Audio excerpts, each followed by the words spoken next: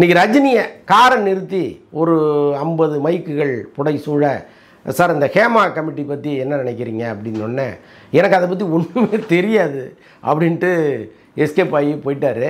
அப்புறம் அந்த பக்கம் பார்த்திங்கன்னா அர்ஜுன் எங்கேயோ போயிட்டு வர்றாரு, மொத்தமாக சூழ்ந்துட்டாங்க. அர்ஜுனை சூழ்ந்து ஹேமா கமிட்டி சம்மந்தமாக கேட்க அவர் தப்பிச்சா போதும்னு ஏதோ ஒரு பதிலை சொல்லிட்டு போயிட்டார்.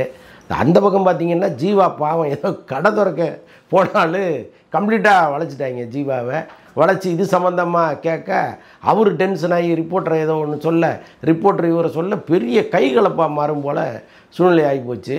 எங்கேயோ கூல்ட்ரிங்க்ஸ் குடித்தவங்க உட்காந்துருக்காங்க, இங்கே போட்டு பாட்டில் உடச்சிட்டு இருக்காங்க.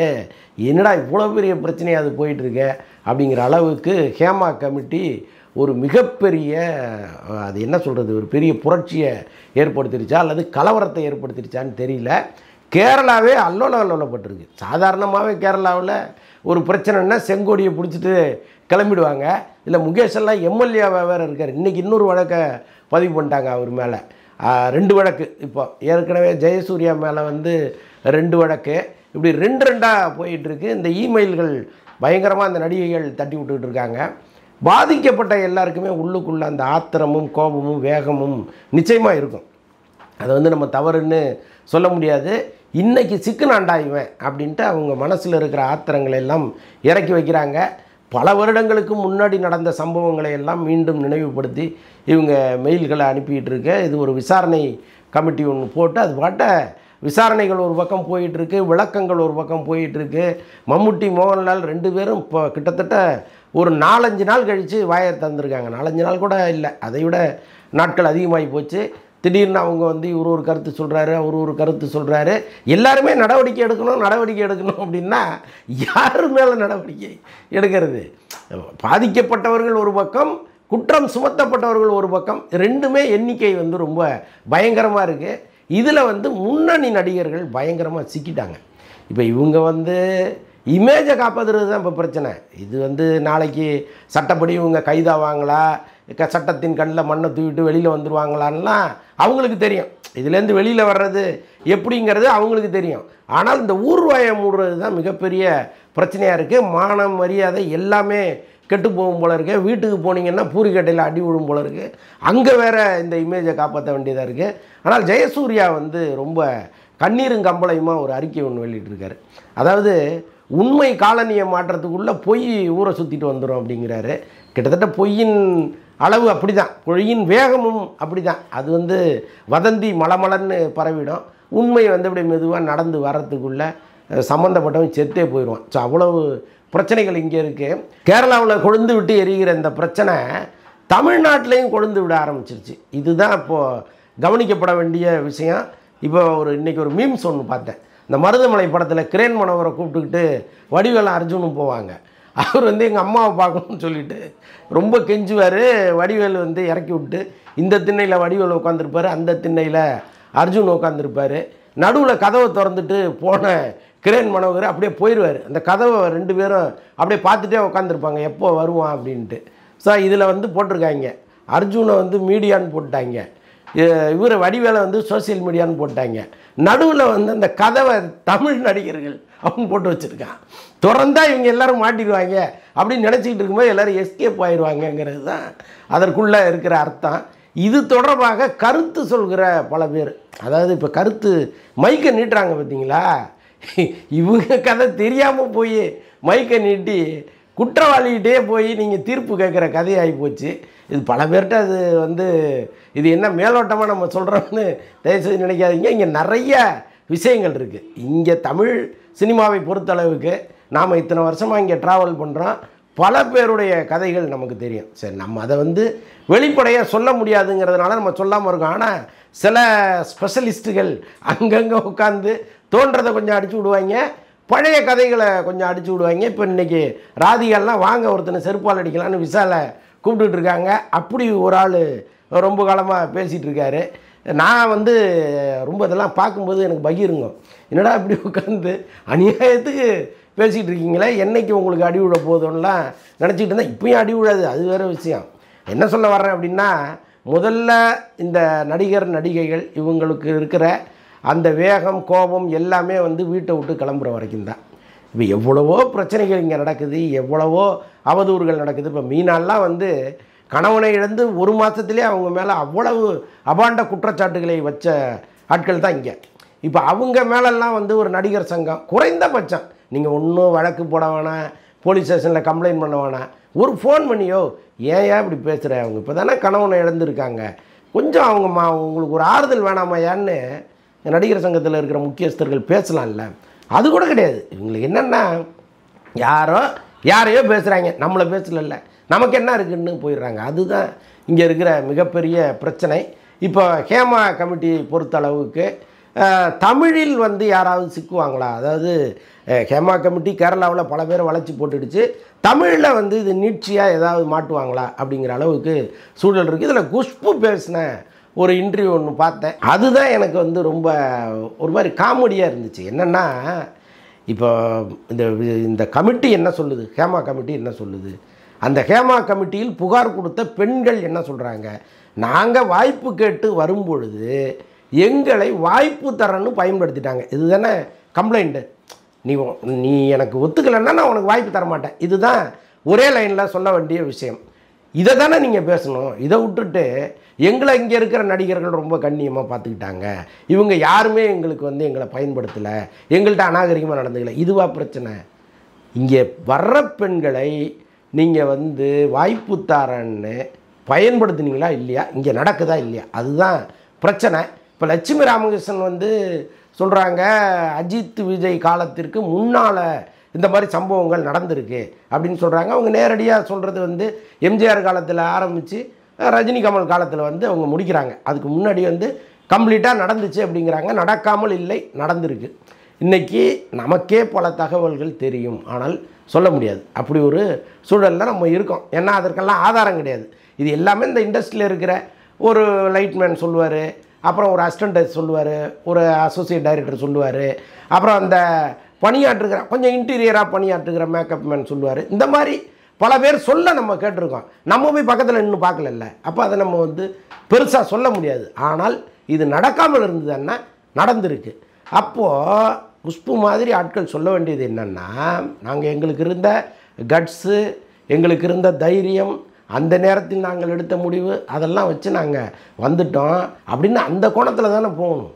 எங்களை வந்து கார்த்தி காப்பாற்றினார், கிராமத்தில் வந்து எங்களை கிண்டல் அடித்தான், அதுவா மேட்ரு. இப்போ கிராமத்தில் ஷூட்டிங் போகிறீங்க, அங்கே வந்து உங்களை கிண்டல் பண்ணுறான், அல்லது நீங்கள் துணி மாற்றும் போது எட்டி பார்க்குறான், அதை வந்து ஒரு ஹீரோ தட்டி கேட்குறாரு, இது மேட்ரு கிடையாது. ஹேமா கமிட்டி இதை சொல்லலை. ஹேமா கமிட்டி சொல்கிறது, இங்கே உட்காந்துருக்கிற பெரும்பாலான முக்கிய நடிகர்கள் தன்னோடு நடிக்க வந்த ஹீரோயின்களை டார்ச்சர் பண்ணாங்கங்கிறது தான் பிரச்சனை.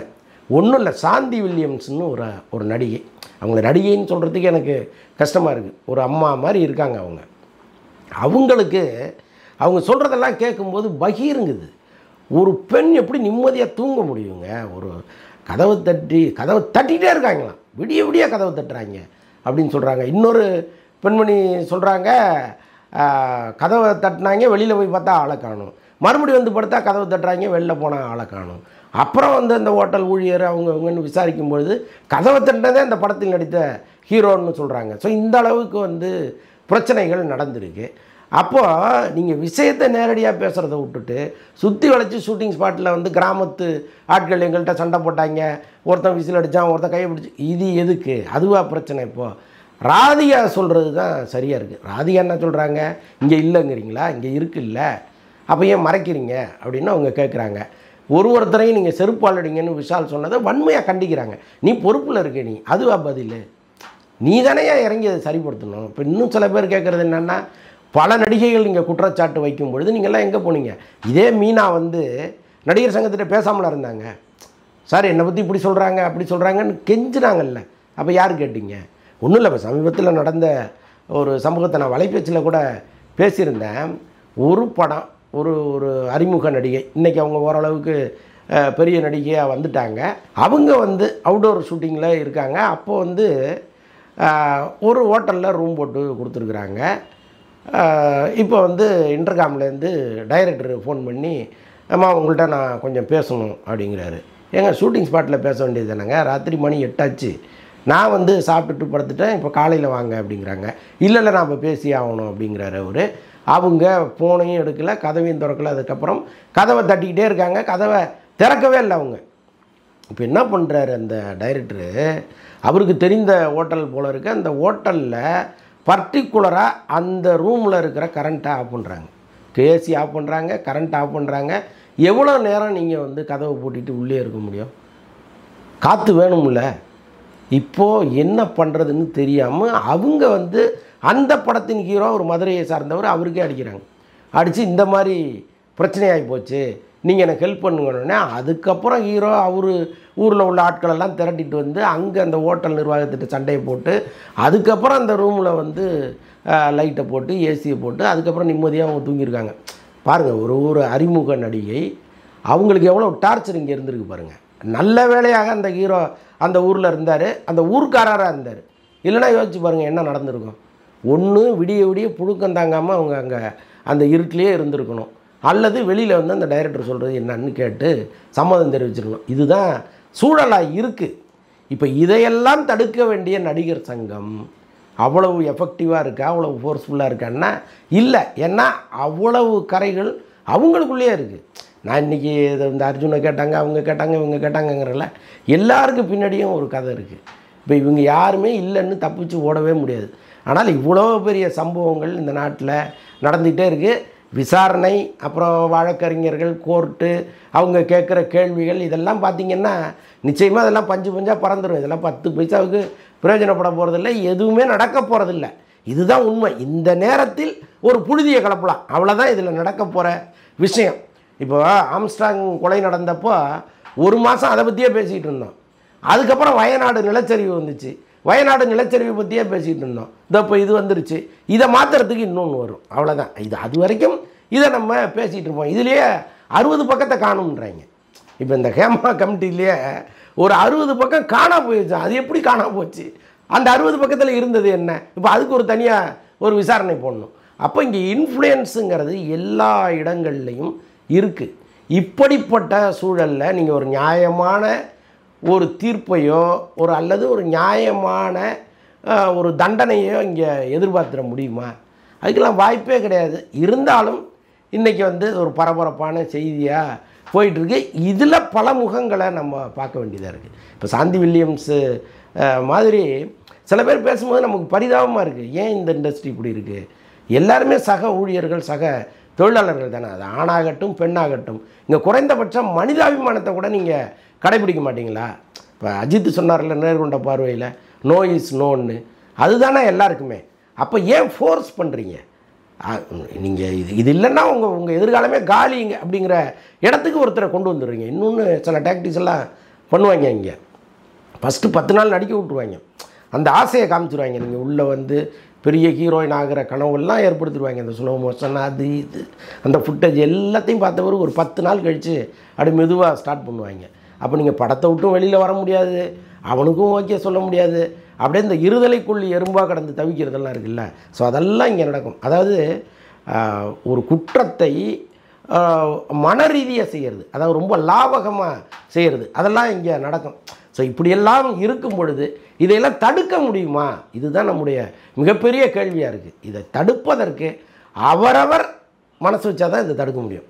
இப்போ அந்த பெண் சம்மந்தப்பட்ட ஒரு பெண் அறிமுக நடிகை உள்ளே வர்றாங்க, அவங்களுக்கு இங்கே இப்படி ஒரு சூழல் இருந்ததுன்னா போங்கடா வெண்ணைகளான்னு போயிடணும். உலகத்தில் எவ்வளவோ தொழில் இருக்குது, அதை பார்க்க போயிடணும். இந்த பக்கம் வர்ற பெண்களை சரி ரைட்டு, எல்லா ஆண் பெண் ஈர்ப்புங்கிறது எல்லாருக்கும் சமம், அது வந்து இல்லைன்னு சொல்ல முடியாது, அது இயற்கை.